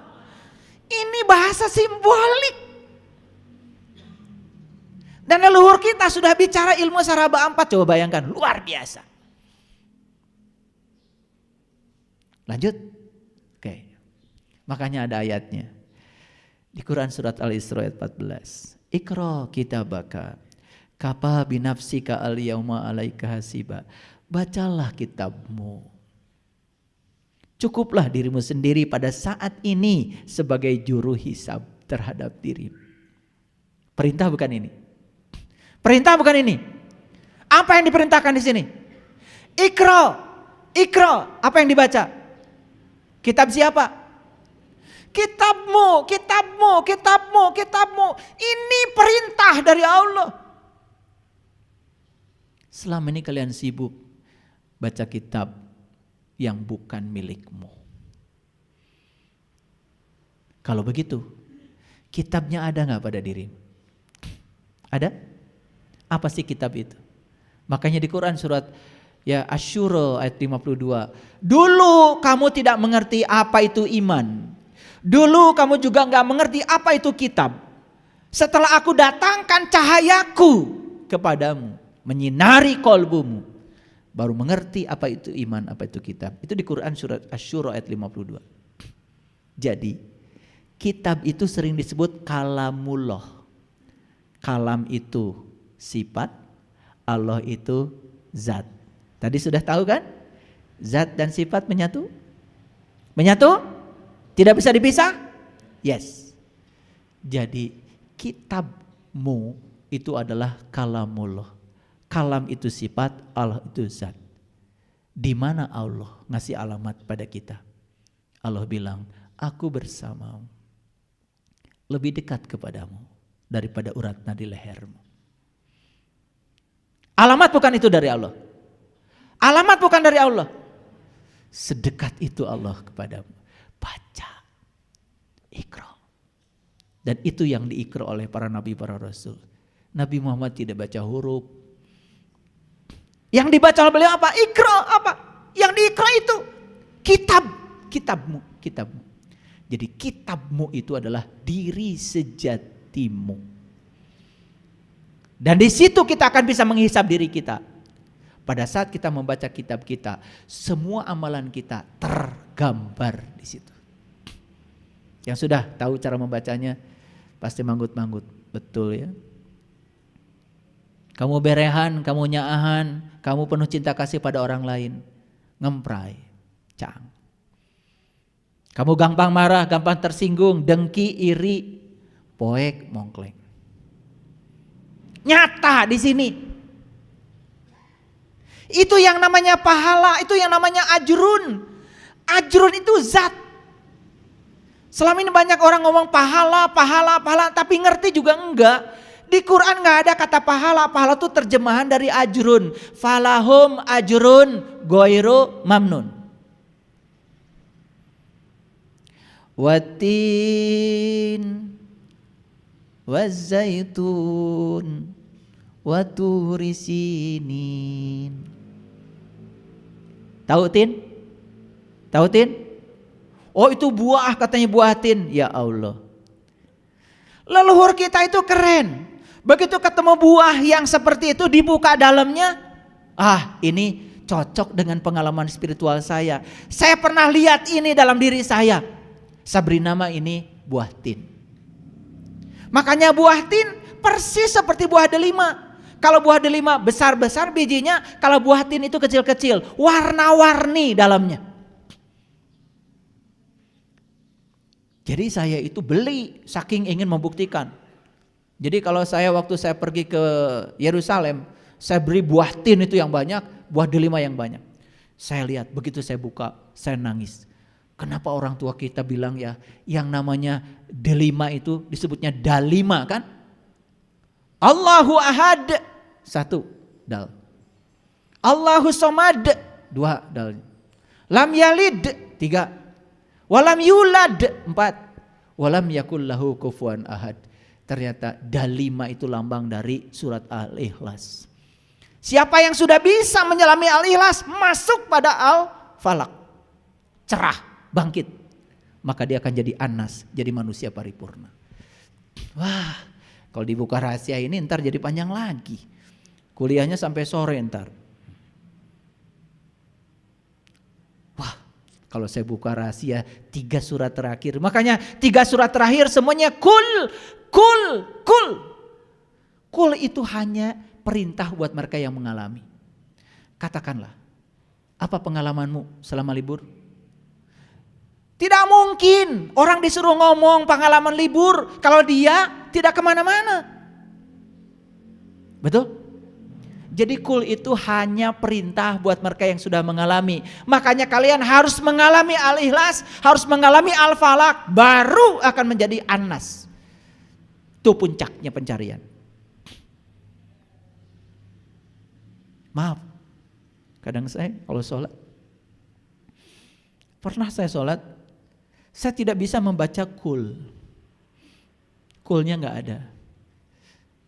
Jadi seperti tertutup lidah saya itu. Di sini cuman Allahu ahad, Allahu somad, Allah lam yalid, Allah walam yulad, Allah walam yakul lahu kufuwan ahad. Karena kulnya bukan milik saya. Kulnya adalah perintah dari Allah. Makanya kata Allah, sudah kamu gak usah mengucapkan kul, itu milikku. Tapi sekarang rasakan bahwa aku bersamamu. Makanya saya berulang kali membaca itu. Dan saya larut. Saya juga tidak menjadi ingat lagi dengan semua yang ada di sini. Allahu ahad, Allahu samad, Allah lam yalid, Allah lam yulad, Allah lam yakul lahu kufuwan ahad. Tidak ada yang serupa. Karena dia maha kaya.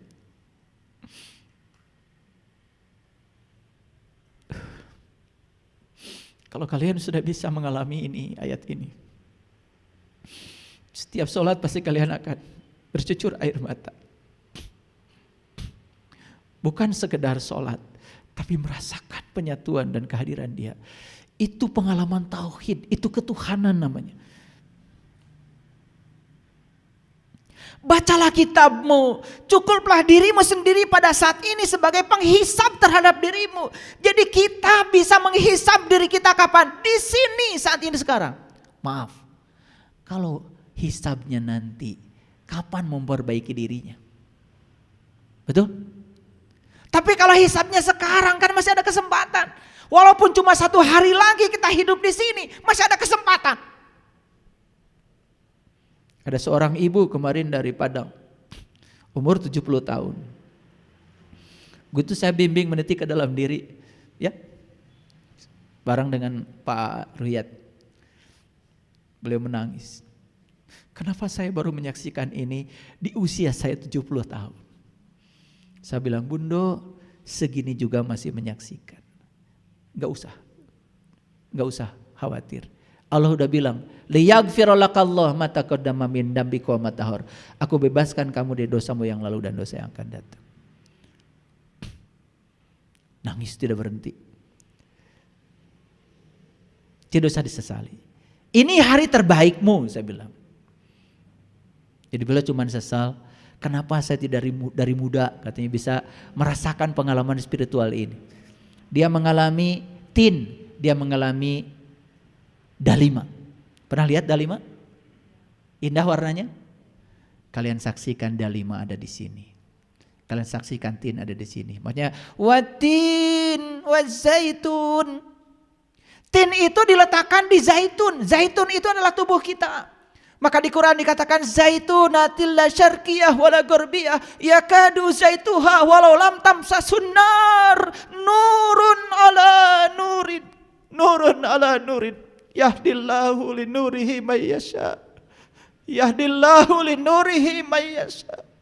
Pohon zaitun itu bukan dari timur, bukan dari barat, bukan dari mana-mana. Pohon zaitun adalah tubuhmu sendiri. Di situ aku sudah meletakkan tin, sebuah lokus. Dan kalau kau masuk ke dalamnya, kau akan menyaksikan keindahan dalam dirimu. Bagi saya, tin itu adalah qalbu, Baitullah. Makanya waturi sinin, di situ ada tur. Tur itu adalah gunung. Gunung lagi yang dibicarakan di sini. Gunung adalah melambangkan kesadaran pada diri manusia. Makanya siapa yang sudah ketemu tin, zaitun dan tur dalam dirinya, makanya setiap kita haji pasti kita ziarah ke gunung. Jabal Nur, Jabal Rahmah, Jabal Sur, Jabal Uhud. Kenapa kok kalau haji ziarahnya ke gunung? Gak pernah tanya kita. Karena di Indonesia kalau ziarah kan ke kuburan, di sana ziarah ke gunung. Gak pernah tanya kita. Karena gunung dalam Al-Quran itu sangat luar biasa. Dengarkan kajian saya yang terakhir, kajian umum ya tentang menaiki gunung ya. Semakin mendaki semakin sejuk, semakin indah pemandangannya. Dengarkan itu, ada udah di YouTube. Watin wazaitun waturi sinin wahadal baladil amin. Di situ aku meletakkan kota yang aman. Kota banyak lampunya? Kota banyak lampunya? Buah tin banyak lampunya? Buah dalima banyak lampunya? Ya Allah. Kamu akan ketemu Al-Madinah Al-Munawwaroh dalam dirimu. Kamu akan hijrah minad dzulumati ilan nur. Wah, saya itu kagum ya sama orang tua kita, leluhur kita. Buah ini diberi namakan tin, buah ini diberikan zaitun. Dan mereka itu memberi nama itu sesuai dengan pengalaman pribadinya. Itu namanya kecerdasan. Kenapa bukan buah lenca diberi nama buah tin? Karena lenca itu isinya hijau, gak ada lampunya. Ya, ada yang belum tahu buah tin? Udah nyari. Dulu di pot bunga saya di rumah ada, ya. Ya, cuman umurnya udah tua jadi meninggal. Rajin berbuah itu. Watin wazaitun waturi sinin wahadal baladil amin. Gak usah tamat bacanya sampai situ aja. Ketemu kota yang indah, sudah nangis pasti. Laqad khalaqnal insana fi ahsani taqwim. Sungguh aku telah menciptakan kamu dalam rupa yang amat sempurna. Untuk apa? Karena tubuh kita ini kendaraan yang bisa mengantarkan sang jiwa menuju kepada Allah, sang pemilik jiwa. Summa radadnahu asfala safilin. Tapi siapa yang tidak bisa menemukan tin, zaitun, kota dalam dirinya, tidak menemukan gunung, kota dalam dirinya. Summa radadnahu asfala safilin. Bersiap-siaplah kalian jadi aspal. Aspal warnanya apa? Hitam, gelap, gulita. Di mana aspal adanya? Di jalan. Diapain? Diinjak. Jadi kalau hidupmu sekarang diinjak-injak, penuh dengan penderitaan, duit susah, persahabatan mandek, berkah kurang, makan susah, pengen ngaji aja ongkos gak punya, selalu diinjek-injek. Jangan-jangan selama ini kita jadi aspal. Siapa yang menentukan kita jadi aspal? Allah atau kita? Kamu sendiri, karena tidak memanfaatkan potensi dia pada dirimu.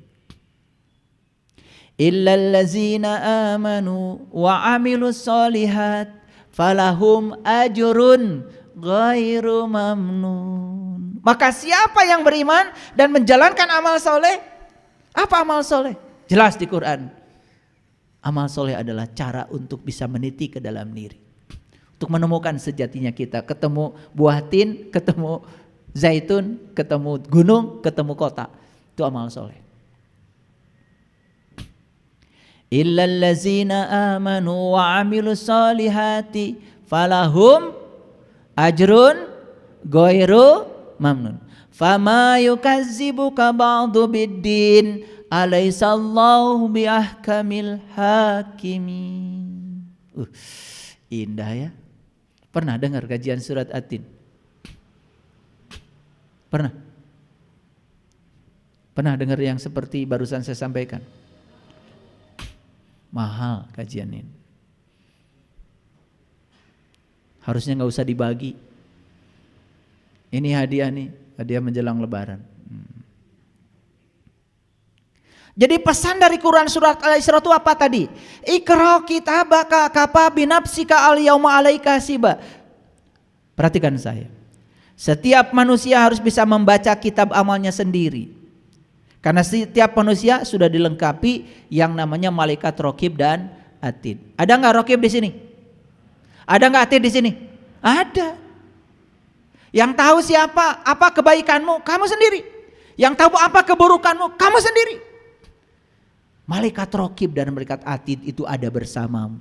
Bahkan dirimu sendiri, diri sejatimu ada di situ. Kapan membaca kitab amal itu? Dan di mana? Kapan dan di mana membaca kitab amalnya? Di sini, saat ini, sekarang, di dalam diri. Itulah pentingnya kita tahu cara membaca kitab amal. Saya percaya kalau membaca huruf-huruf hijaiyah kalian udah lancar. Tajwid lancar. Idgham, ikhfa, gunah, bila gunah, iqlab lancar. Oh, apalagi yang sebelah sini nih. Lancar. Tetapi membaca kitab sendiri, saya masih ragu. Disitulah perlu ketemu guru yang bisa memberikan metode untuk membaca kitab amal kita sendiri. Jadi kita pintar sendiri, kita bisa muhasabah sendiri. Dan kita bisa ngasih feedback pada diri sendiri. Apa yang salah dengan kehidupan saya? Apa yang harus saya perbaiki pada diri saya? Masa lalu tinggal sejarah, masa depan tinggal misteri. Masa lalu mengajarkan pelajaran, masa depan mengajarkan harapan. Apa yang harus saya lakukan hari ini? Lakukanlah. Itu hasil muhasabah. Kalau sholat hari ini cuma rutinitas, tingkatkan. Sehingga sholat menjadi khusyuk, ada kepuasan, ada kenikmatan. Gimana caranya? Cari, jangan diam terus. Terus melakukan rutinitas itu. Kan Nabi Muhammad juga tidak sholat dulu. Kan beliau Isra Mi'raj dulu. Kenali jati dirinya, baru sholat. Betul? Itu kan sunnah. Kenapa kita tidak mengamalkan sunnah itu? Ya, oke, lanjut. Jadi kapan alam hisab itu terjadi? Kita jawab lagi. Alam hisab terjadi setelah hari kiamat. Setelah kita bangkit dari kesadaran, baru kita bisa menghisab diri kita sendiri. Setelah kita tahu cara membaca kitab amal kita sendiri. Mau tahu caranya? Mau tahu caranya? Iya, tidak di sini. Ilmu khusus harus sampaikan dan cara yang khusus, di tempat yang khusus. Sesuai dengan perintah Quran surat Al-Mujadilah ayat 12-13. Di zaman Rasul, para sahabat juga ada bicara umum dengan Rasul, ada bicara khusus. Ada lagi tingkatan lebih tinggi, khusus. Dan ada syaratnya untuk bicara khusus. Nanti baca Quran surat Al-Mujadilah ayat 12-13. Tidak akan saya kupas karena waktu kita terbatas. Ya, tapi ayat-ayatnya sudah saya kasih tahu ya. Kalau saya sedang bicara begini meluncur nih ayat-ayat. Ya. Oke, lanjut dulu. Hanya jiwa-jiwa yang sudah sadar yang dapat menghisab dirinya sendiri. Setuju? Kenapa kita tidak bisa menghisab diri sendiri? Karena kita hari ini belum sadar, belum bangkit dari kematian kesadaran. Jiwa-jiwa yang belum sadar tidak mungkin dapat menghisab dirinya sendiri. Bahkan jiwa yang tidak sadar itu malah sibuk menghisab orang lain. Kan sekarang itu aneh ya. Orang itu kok berani-beraninya menghukumi orang lain yang dia sendiri kan tidak bisa masuk ke orang. Contoh, pengalaman spiritual itu kan sangat pribadi.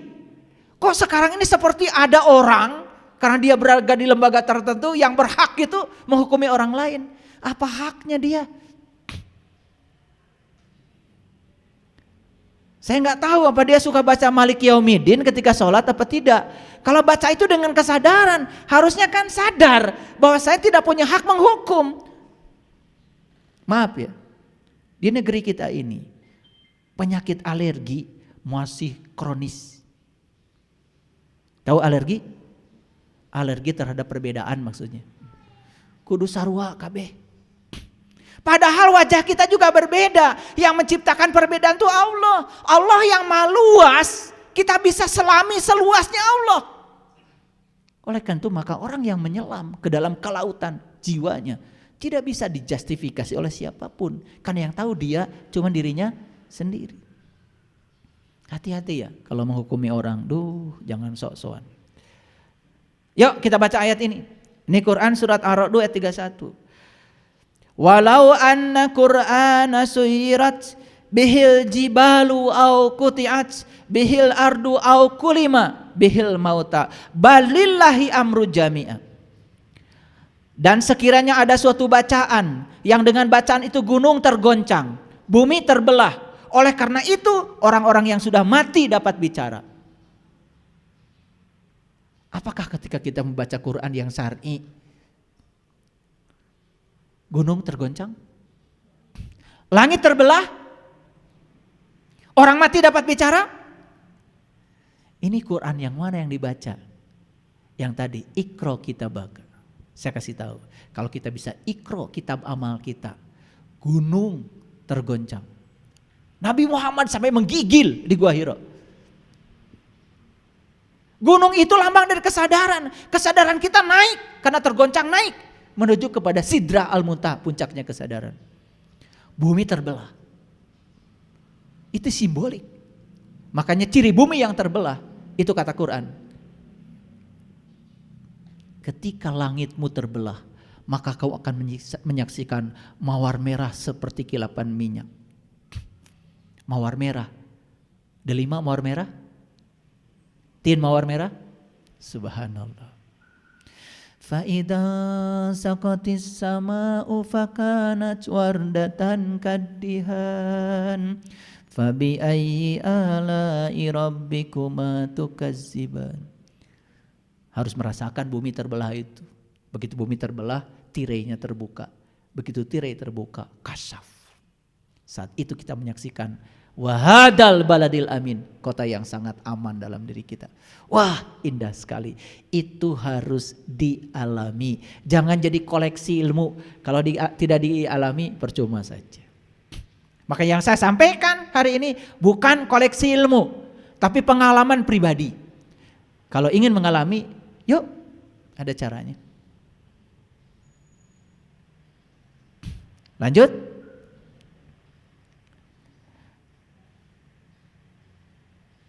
Mau membaca suatu bacaan yang gunung tergoncang, bumi terbelah, orang mati dapat bicara.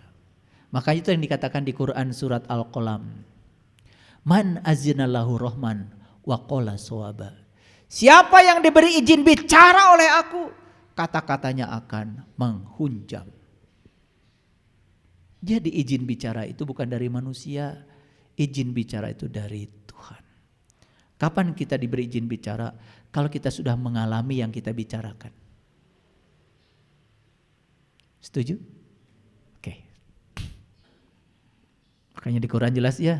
Ya ayyuhallazina amanu lima taquluna ma la taf'alun. Kabura maqtan indallahi an taquluna ma la taf'alun. Hei orang-orang yang beriman, jangan mengatakan sesuatu yang kamu tidak mengalaminya, tidak merasakan.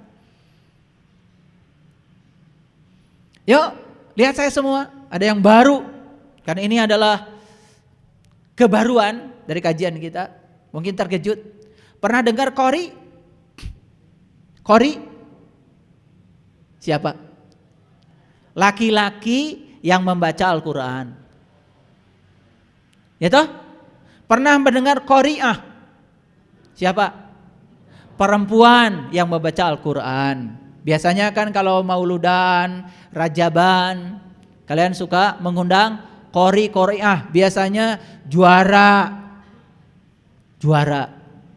membaca Al-Quran. Yang laki-laki disebut qori, yang perempuan disebut qori'ah. Di Quran ada Quran surat Al-Qori'ah. Sayang sekali surat Al-Qori'ah selama ini diterjemahkan hari kiamat. Saya juga bingung. Kok Al-Qori'ah hari kiamat? Padahal qori itu adalah pembaca laki-laki, qori'ah pembaca perempuan. Pakai alif lam itu kata benda menjelaskan bahwa Al-Qori'ah itu si pembaca. Jadi Al-Qori'ah itu artinya apa? Pembaca.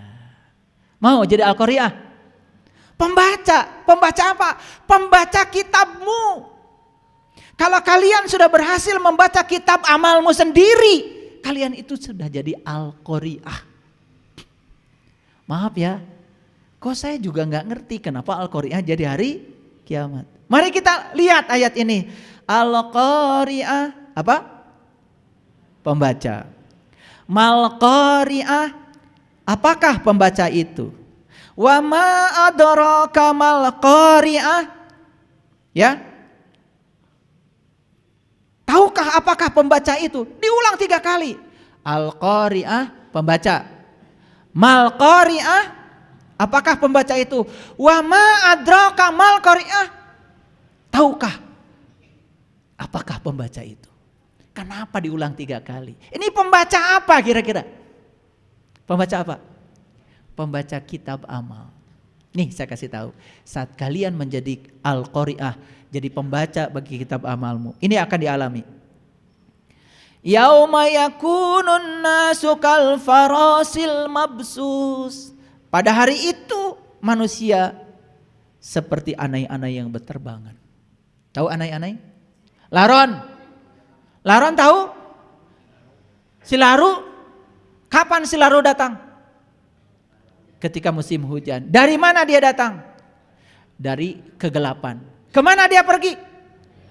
Mencapai lampu, mencapai cahaya. Dengan sayapnya yang tipis, dia terbang begitu sampai di lampu, patah sayapnya, jatuh, mati. Gak sia-sia matinya karena sudah ketemu lampu. Wah, luar biasa ya. Jadi ketika kita jadi Al-Qari'ah, maka kita seperti laron, keluar dari kegelapan, masuk mencari misbah. Allahu nurus samawati wal ard, masalu nurihi kamishkatin fiha misbah. Al-misbahu fi jujajah, ajujajatu ka'annaha kaukab. Ketika kalian bangkit dari kematianmu, bangkit dari kegelapanmu, maka kalian akan memasuki lampu. Pelita dalam dirimu. Pelita dalam kaca. Kaca itu laksana bintang yang berkilauan seperti mutiara. Ketemu dalima, ketemu tin. Wah, Saya juga nggak tahu. Hari ini saya tiba-tiba pengen bicara ini. Saya nggak tahu ini rezeki kalian yang hadir di sini. Bahkan yang sudah lama mengaji dengan saya pun mungkin belum pernah dengar kajian ini. Rezeki buat kalian. Di penghujung Ramadan kalian dapat rezeki ini.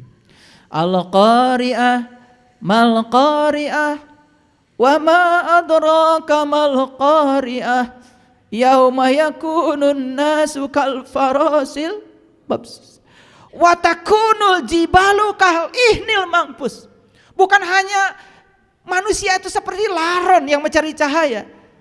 Gunung-gunung seperti bulu yang dihambur-hamburkan. Apa? Gunung hancur. Seperti Nabi Musa saat ketemu Tuhan, gunung hancur. Dan Musa jatuh pingsan. Bukan gunung yang itu yang hancur. Yang terdekat saja dengan Musa. Nih, sampai dia gak ingat. Itu namanya fana billah. Menyatu, menunggal. Nah disinilah baru yang tadi hisab. Coba perhatikan saya. Fa amma man sakulat mawazinuhu fahuwa fi 'ishatir radiyah. Adapun orang-orang yang berat timbangan kebaikannya, maka dia berada dalam kehidupan yang ridho. Hisab bukan di sini? Hisab jelas ya, kiamat dulu. Dia terbang seperti anai-anai menuju cahaya. Bangkit dari kegelapannya. Tuh. Setelah dia sampai di situ, kenapa? Kalau kita mau menghisab, tidak mungkin di ruang gelap.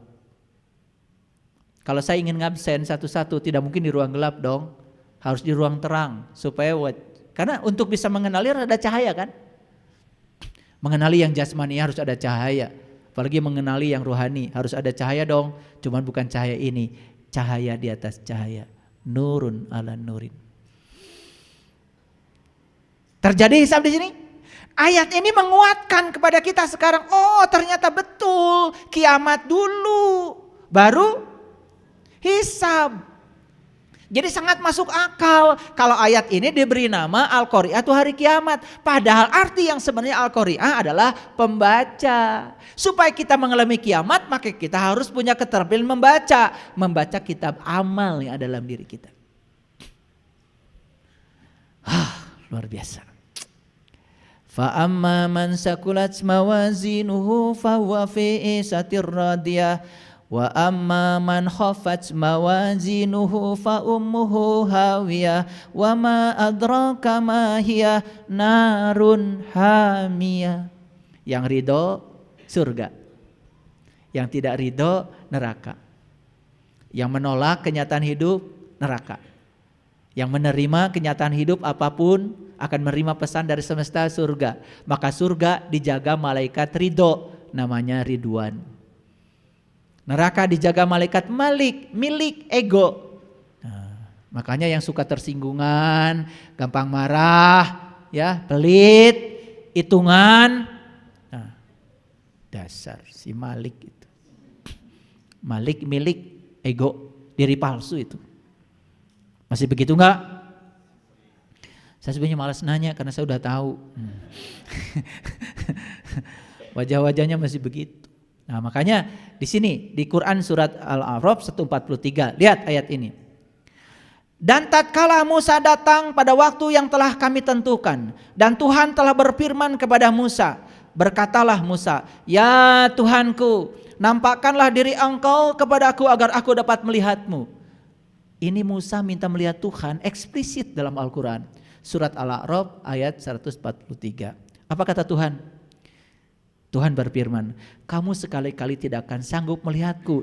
Tapi lihatlah gunung itu. Lagi-lagi Musa disuruh melihat gunung. Gunung apa? Tangkuban Perahu?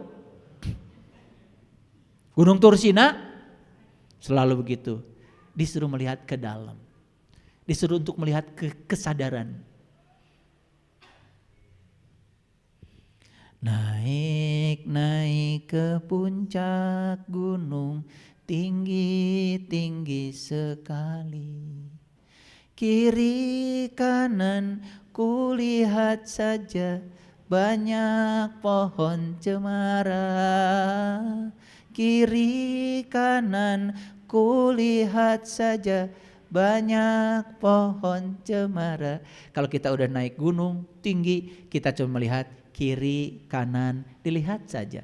Benar, salah, dilihat saja. Baik, buruk, dilihat saja. Tidak usah dihakimi. Ada orang yang berbuat keburukan, gak usah dihakimi. Oh, kesadaran dia baru sampai di situ. Yuk kita bimbing, semoga dia nanti kesadarannya naik, tidak melakukan itu lagi. Kan selama ini begitu orang disebut buruk oleh kita, kita musuhi. Betul? Yuk kita terima. Orang baik, orang buruk kita terima. Ya? Yang enak, yang gak enak kita terima. Ridho. Begitu ridho, surga. Nah, di ayat ini yang paling penting apa? Lihat sini semuanya. Tuhan berfirman, kamu sekali-kali tidak akan sanggup melihatku Musa, tapi lihatlah ke gunung itu.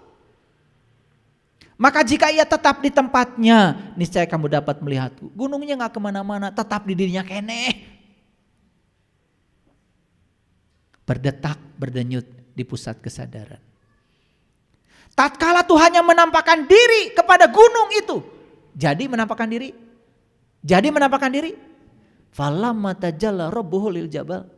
Tuhan menampakkan diri di puncak kesadarannya Musa. Sama seperti yang dialami Nabi Muhammad. Nabi Muhammad bertemu Tuhan di Sidratil Muntaha. Sidratil Muntaha itu puncak kesadaran. Puncak kesadaran manusia di mana? Di sini. Di mana? Di sini. Manusia hilang kesadaran kan di sini. Bukan di sini. Bukan di sana. Dekat. Orang stroke hilang kesadaran di mana? Di pantat atau di sini? Ya Allah. Sidratil Muntaha di sono. Kumaha ngawas teh. Iya, terlalu sibuk membaca. Tidak pernah menyimak. Lanjut dulu. Tatkala Tuhan yang menampakkan diri pada gunung itu. Jadi menampakkan diri kepada gunung apa kepada Musa? Kepada gunung apa kepada Musa? Ya kepada Musa dong. Tetapi di puncak kesadarannya Musa. Kan yang minta melihat Tuhan Musa bukan gunung. Apa yang terjadi? Bahkan gunungnya hancur luluh dan Musanya jatuh pingsan. Fana. Bahkan Musa tidak sadar lagi dengan dirinya. Seperti kuning yang menyatu dengan hijau. Tidak ada kuning, tidak ada hijau. Yang ada warna baru. Itu namanya manunggal. Ini teori, jangan dipikirin, kalian harus ngalamin sendiri. Pikirin pusing nanti, karena pikiranmu itu terbatas, kalau kesadaranmu tanpa batas. Lalu kata-kata terakhir yang paling indah di sini, lihat. Maka setelah Musa sadar kembali, dia berkata, Qala subhanaka, tubtu ilaika, tubtu, taubat. Wa ana awalul mu'minin, maha suci engkau ya Allah. Aku kembali kepadamu dan inilah awal aku beriman. Jadi sejak kapan Musa beriman pada Allah? Sejak Allah menampakkan diri di pusat kesadarannya Musa. Sejak kapan kalian beriman? Sudah mengalami ini? Ngaku-ngaku. Makanya imannya jadi angin-anginan. Kadang iman, kadang tidak. Tidaknya lebih banyak. Apa yang didapat saat menghisap diri? Satu, jiwa akan mengalami kebangkitan di alam semesta kecil atau alam mikrokosmos. Karena tubuh adalah ranah kejadian, satu-satunya jalan untuk mencapai kebangkitan jiwa dari tidur panjangnya, sehingga proses hisab harus terjadi saat kita tubuh masih ada. Jadi hisab itu harus pada saat tubuh masih ada. Di mana kalau begitu? Di sini. Kapan? Sekarang. Pada saat proses hisab terjadi, maka kita akan melihat bagian dari diri kita yang selalu ingin melekat pada emosi-emosi negatif atau diri kecil kita. Di sini kita akan jujur. Saya kejam nggak ya? Saya picik nggak ya? Saya suka bersaing nggak ya? Saya menganggap orang lain kompetitor atau enggak ya? Saya menganggap kalian mitra atau bukan ya? Saya membenturkan hitam dan putih enggak ya? Saya membentarkan gelap dengan terang atau tidak ya? Di situ kita akan sadar. Begitu sadar, oh ternyata gelap dan terang itu jangan dibenturkan. Karena kita hanya akan bisa melihat terang. Justru kalau ada gelap. Bintang tidak kelihatan siang hari, tapi malam baru kelihatan. Untuk melihat bintang saja perlu gelap. Coba dimitrakan, jangan dibenturkan. Dekatkan yang berlawanan itu. Oh, saya licik enggak ya? Saya murahan enggak ya? Saya bisa dipercaya atau tidak ya? Saya pendendam enggak ya? Saya suka menghakimi enggak ya? Saya hina enggak? Saya lemah enggak?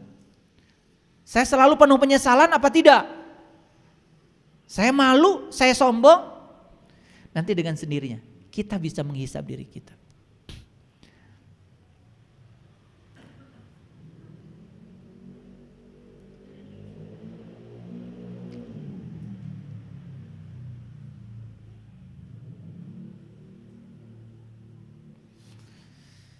Nanti kita pun akan tahu, saya murah hati enggak ya?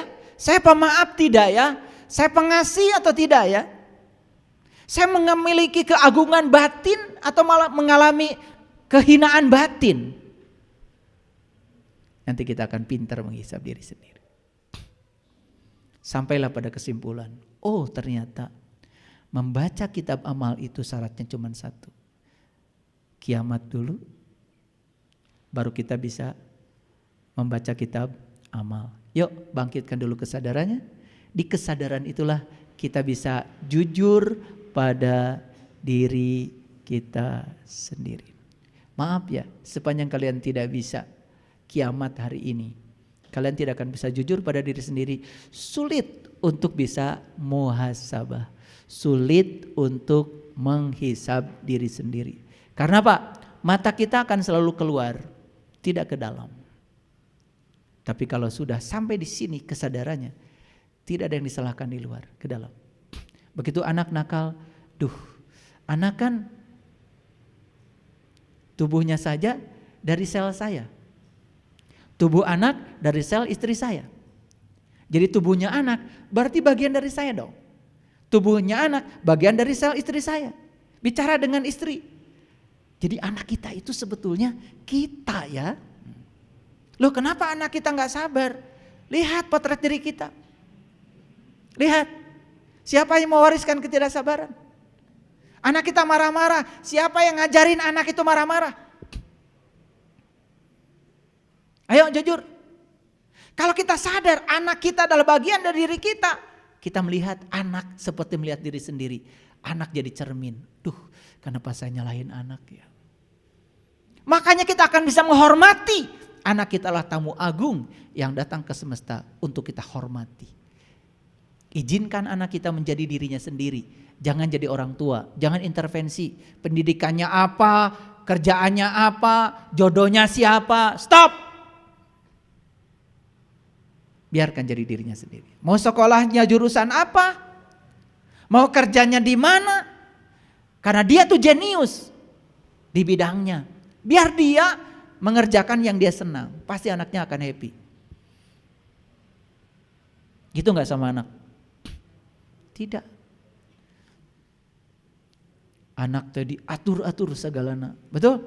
Sakolana di mana, dambalna naon, harus ngikutin orang tua. Gimana kalau anak kita gak suka? Dia menjadi idiot di bidang itu, padahal dia itu diberi personal genius zone oleh Allah.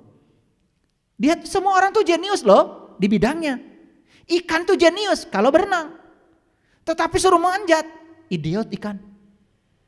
Monyet juga jenius, suruh memanjat, suruh berenang, idiot. Jadi monyet memang jeniusnya memanjat, ikan jeniusnya berenang. Kalau anak kita jeniusnya memasak, sudah suruh masak aja. Kasih perusahaan, nanti bikin catering. Anak kita senang olahraga, suruh olahraga. Anaknya senang olahraga, lari-lari terus. Ibu bapaknya pengen anaknya jadi dokter, stres. Makanya stop membuat anak kita menjadi diri kita. Biarkan mereka menjadi dirinya sendiri. Itu baru keren. Jadi kalau semua ke dalam ke sini jadi keren. Tapi kalau semua keluar jadi tidak keren.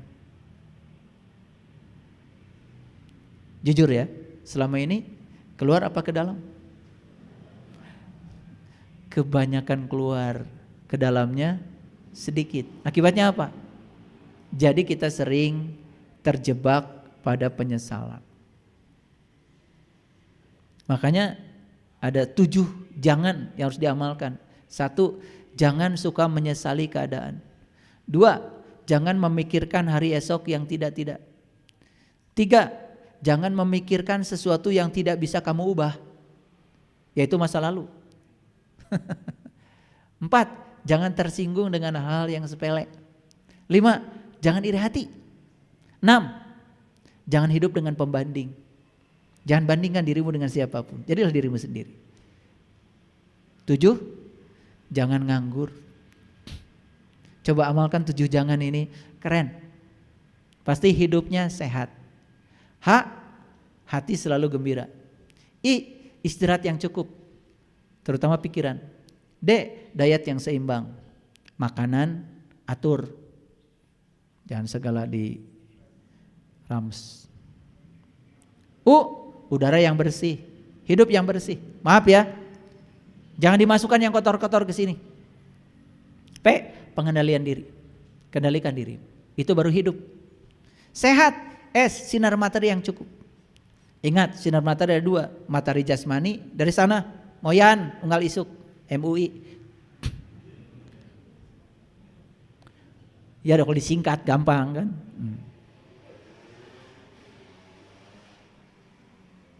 Tapi ada lagi matahari di sini.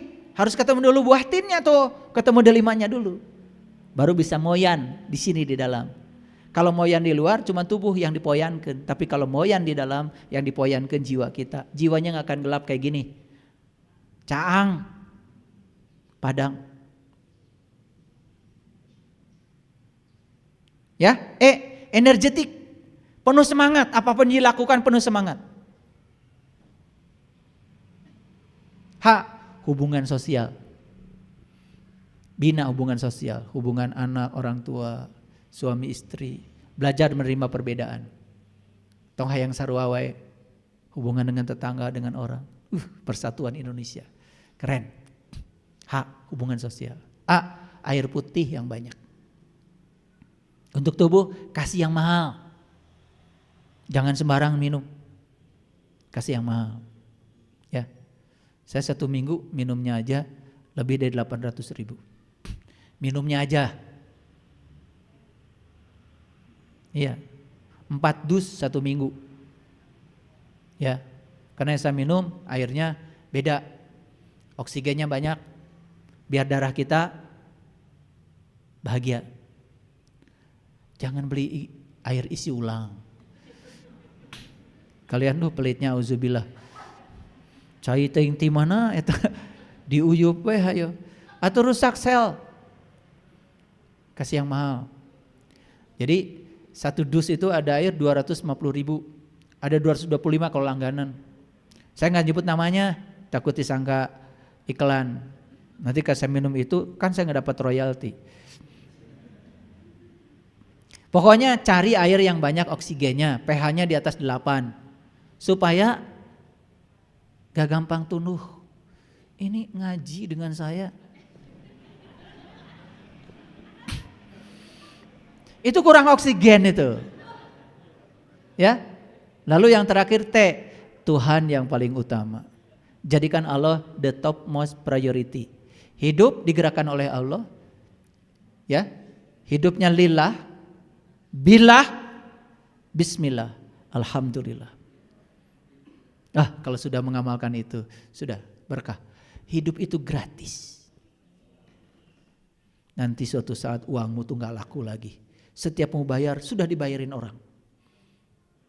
Berkah. Sampai pada titik gak cari uang lagi. Buat apa memiliki kalau bisa menikmati? Baru keren. Selesai mengejar. Terima kasih. Assalamualaikum warahmatullahi wabarakatuh.